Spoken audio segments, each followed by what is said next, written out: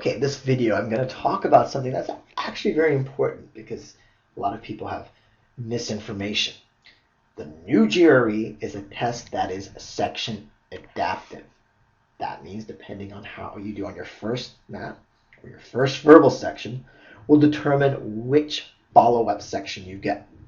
So if you do very well on your first math section, then your second math section is going to look very different from someone who did very poorly on the first math section.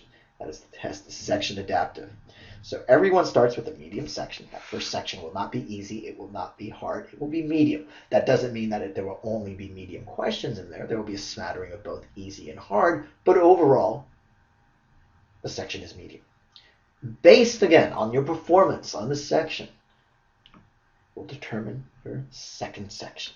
So in the second section, you can either have an easy section, a medium section, or a difficult section, and all depends again on how you did on the first medium section. What the new GRE is not, is it is not question adaptive. What do I mean by that? Well, let me tell you why people would even think in the first place it's question adaptive. Because the old GRE was.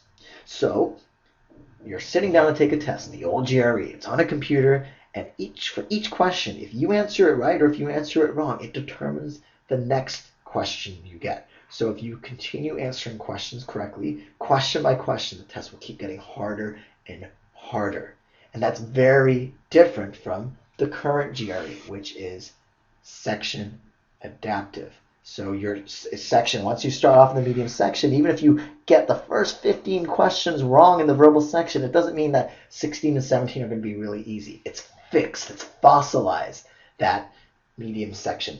It's only when you go into your next section, that second section, that your performance again determines which of these sections you'll get.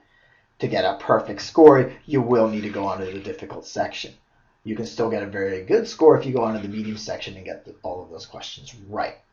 So it's important to note that as well. Of course, if you go on to the easy section, either math or verbal, it does constrain or put a ceiling on your score.